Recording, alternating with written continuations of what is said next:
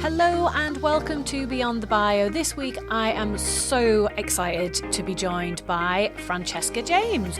Fran is the founder of the Great British Entrepreneur Awards and Community and also Ideas Fest, which has been called Glastonbury for Business.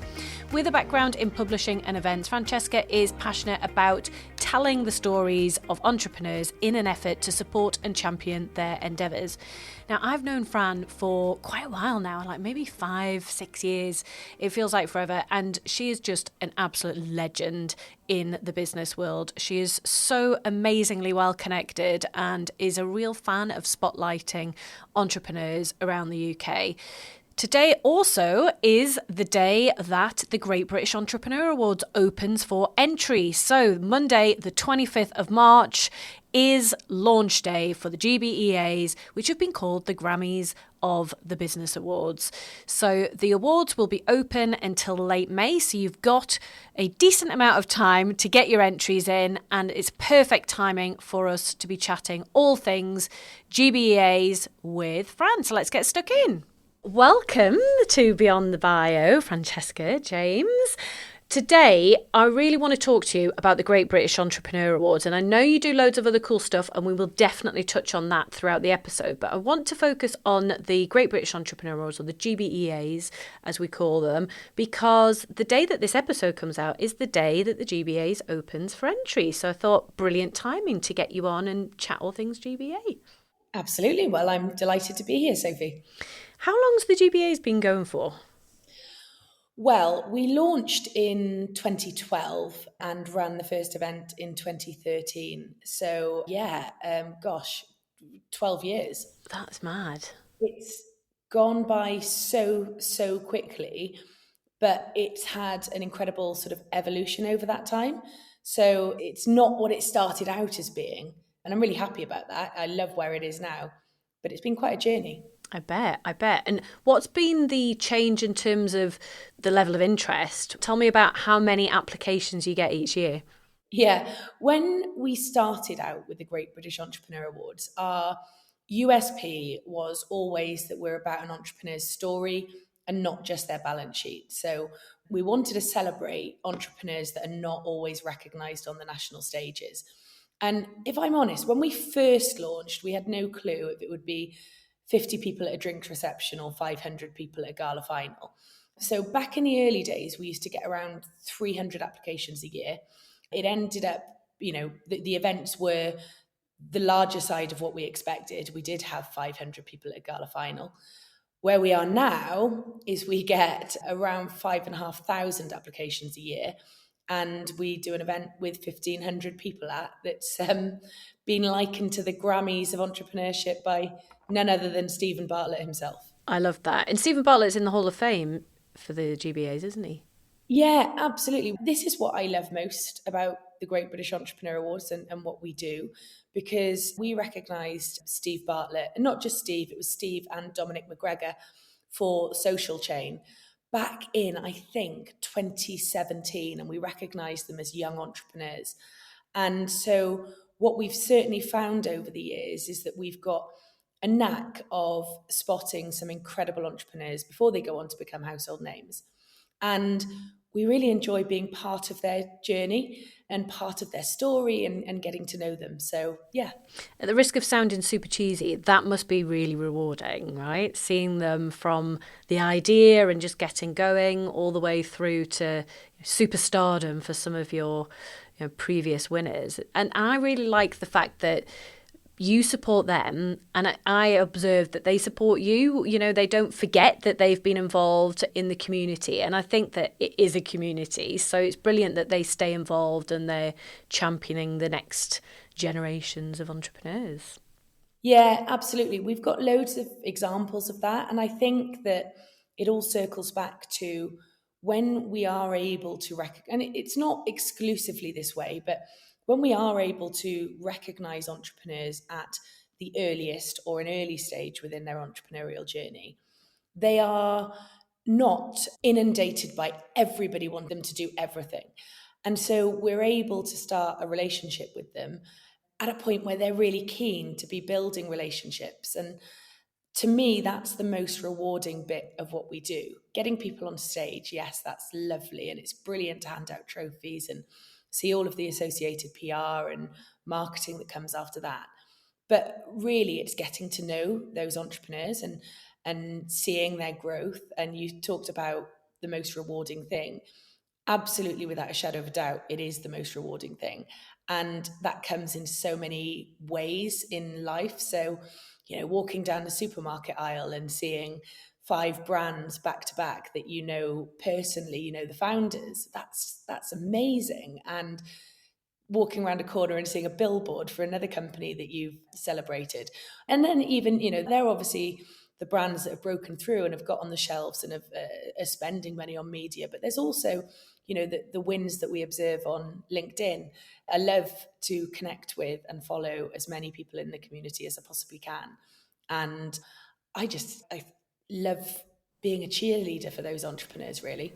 And you do it really well. Whenever I talk about awards, I always talk about your awards, these ones and the National Startup Awards as well. But I think what you've done that's made it really special is that community side of things. So you're brilliant at putting spotlight on other people, making connections, introducing people, and running events that are really good that people want to go to, where they meet other people. I've done business through your events, and that's never actually been the intention. I've gone just to meet people and to have a great time and to celebrate things such as the awards.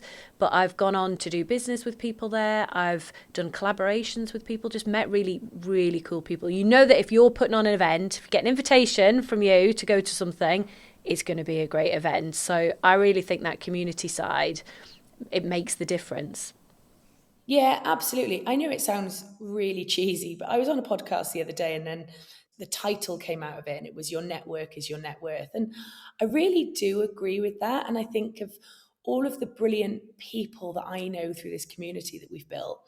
There's not anything that somebody in that community couldn't help me with or help me solve.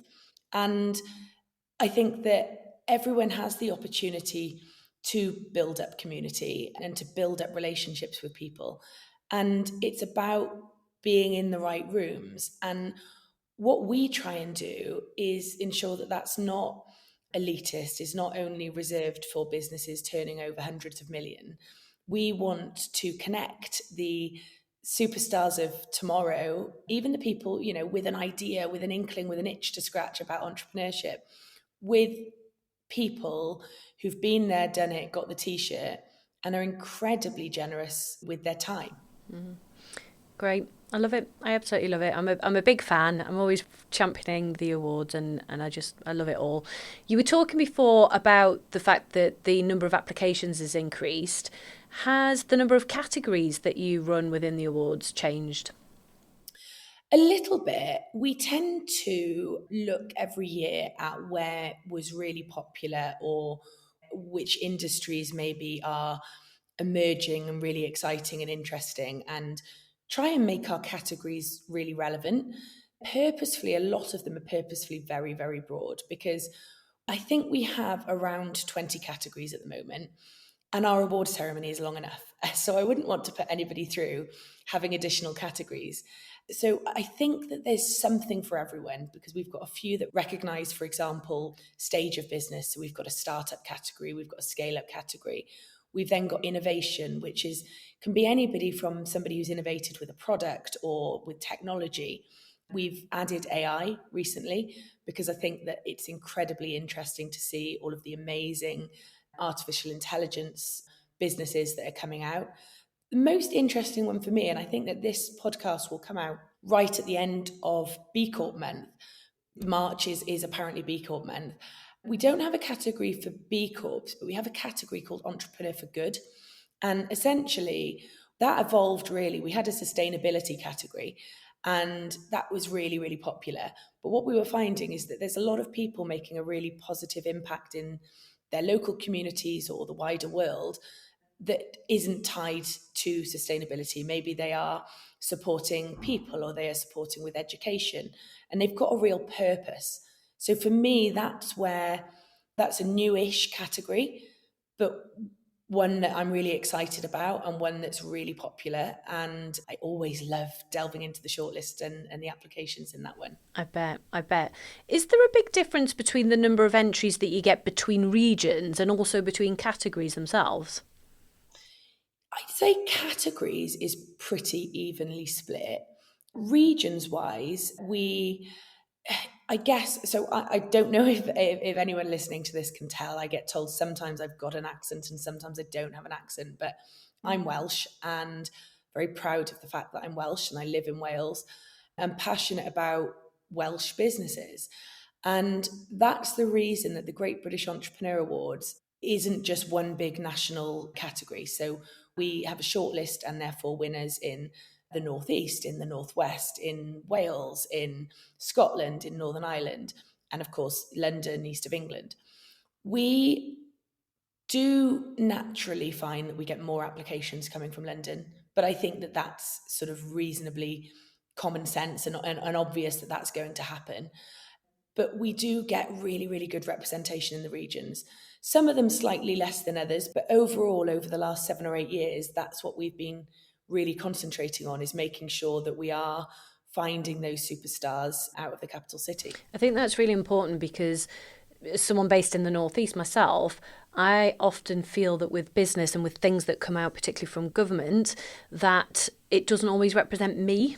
And I feel that it's important to champion regions individually because we are all distinct. And, my big thing at the moment is when we talk about levelling up and the Northern Powerhouse, often a lot of the attention and focus is in Manchester, and Newcastle to Manchester, and you'll know because you're very well travelled around the UK, are very, very different.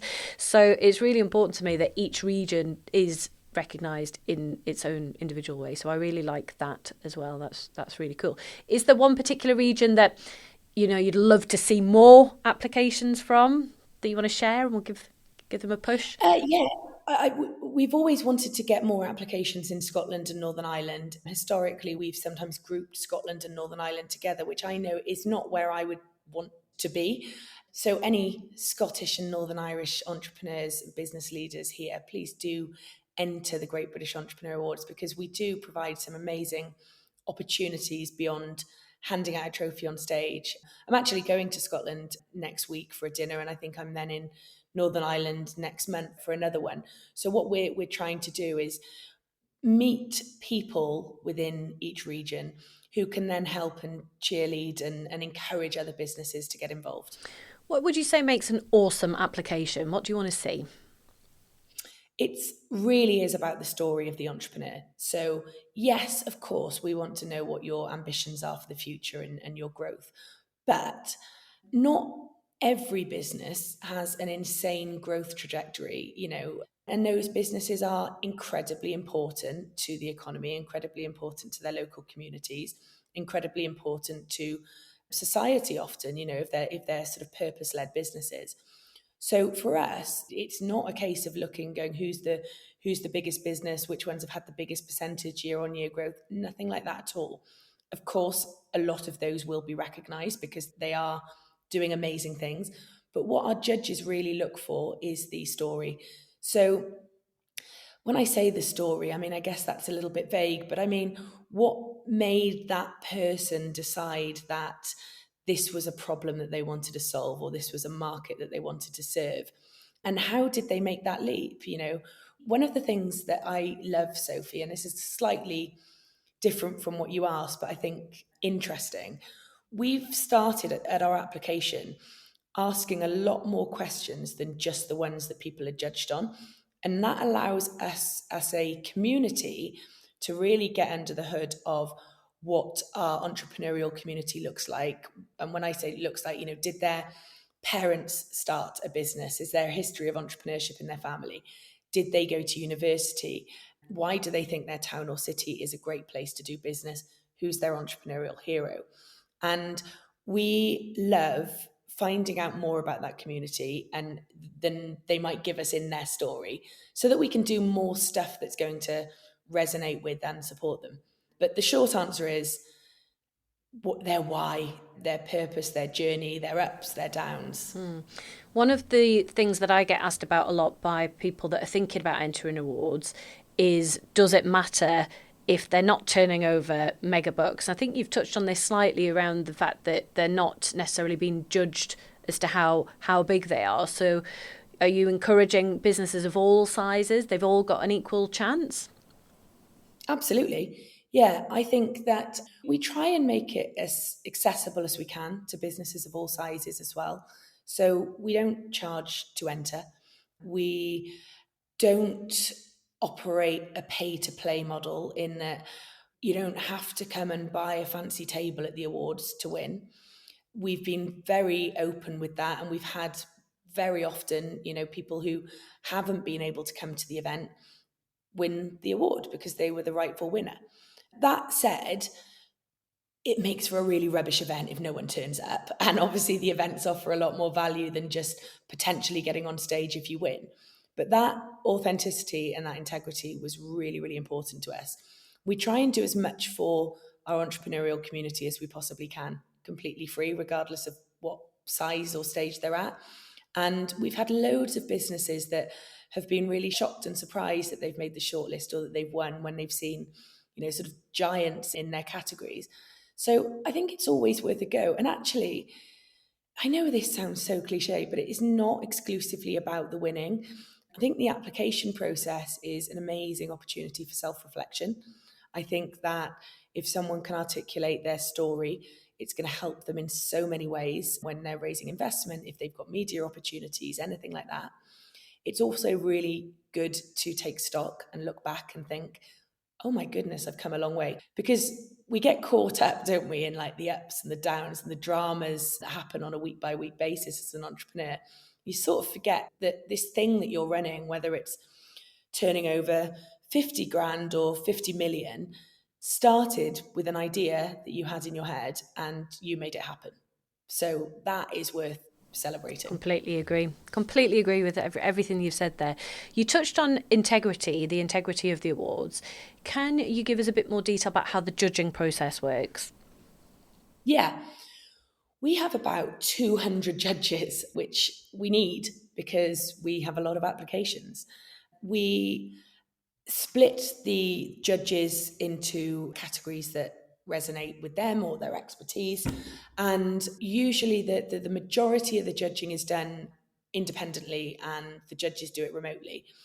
The reason that we do that and we don't get all of the judges together is because we know that we are very, very lucky to have the support of some of the most incredible judges that we could possibly dream of having. And the reality is getting them all together in a room, whether it be virtual or in real life at the same time, is a task that is probably never going to happen. The one thing I would point out, though, is naturally, because we're not judging businesses on turnover growth for the Great British Entrepreneur Awards, the judging is subjective. So you and I, Soph, and I know that you've been involved in some judging before where it's been very apparent that the judges don't quite agree on something. And what we therefore do is we make sure we have multiple judges on each category, and therefore we can look at how each judge has scored and make sure that there can only be one winner. But I think the applicants shouldn't be disheartened if they don't win, because it is subjective and it sort of has to be. But I think every competition really is, isn't it? The X Factor, we might all pick a different winner. Britain's Got Talent, we might all pick a different winner. And that's sort of just life. Really. I totally agree. And I think one of the things that I really like about your judging process is just that you have got multiple judges looking at entries, and they don't know who else is looking at those entries. So say I'm judging a category for the Northeast, for example. I don't know who those other judges were on that category and I don't see their scores. It's only you guys that are seeing that. And perhaps, if I'm involved in a wash-up where there is a bit of a debate, which is I always find quite interesting, trying to fight for the ones that I think should win. But that for me makes it very, very genuine. It's no kind of, sneaky chats or, oh, I like this person or I know this person. It's really good. And I think where you do know someone, because sometimes it's quite a small community, you declare that and you would just take them off it, or whatever you need to do. So I really like your process. I think it's very fair and I think it's very robust, and there is guidance there for a judge and scoring. So yeah, I think it's as good as it gets for sure. Yeah, you're right. We do ask people to declare if they've got any conflict of interest. And also, we try and add another layer of fairness to it, because if we ever look at the judges' scores and we think that three of the judges have scored them really great marks and one of them has scored them really low marks, then we'll dig into that, have a conversation there to work out why is that, is there, we want a full picture and we want it to be completely fair. So yeah, we're thorough with it, but that's so important. Tell us about a GBA success story, someone that's won, that's really stood out for you.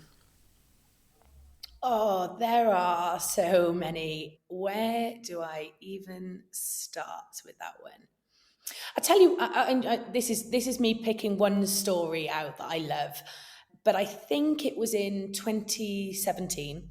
I remember going to do an event in Birmingham, in Edgbaston Stadium, actually, and our overall winners were a company called Grenade, run by Alan and Juliet Barrett, and they had experienced some great success, but the best was yet to come. And getting to know them through the awards, seeing the incredible entrepreneurial spirit and tenacity of them, and getting to know them as people, and seeing the successes that have come afterwards have been brilliant.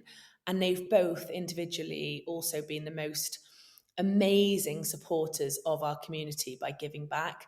I know they're both involved with mentoring and supporting entrepreneurs, and they come to our events and they're always at the end of a phone if I need to have a chat to them. And to me, they are both incredibly successful, very humble, very generous with their time, and lovely people. I love it. Great example. Tell us briefly about any other awards and events that you're wanting to promote. Absolutely. So the Great British Entrepreneur Awards, we understand that can feel quite a daunting title for someone to go for if they're at the earliest stages of their business. So we have another programme which is called the UK Startup Awards.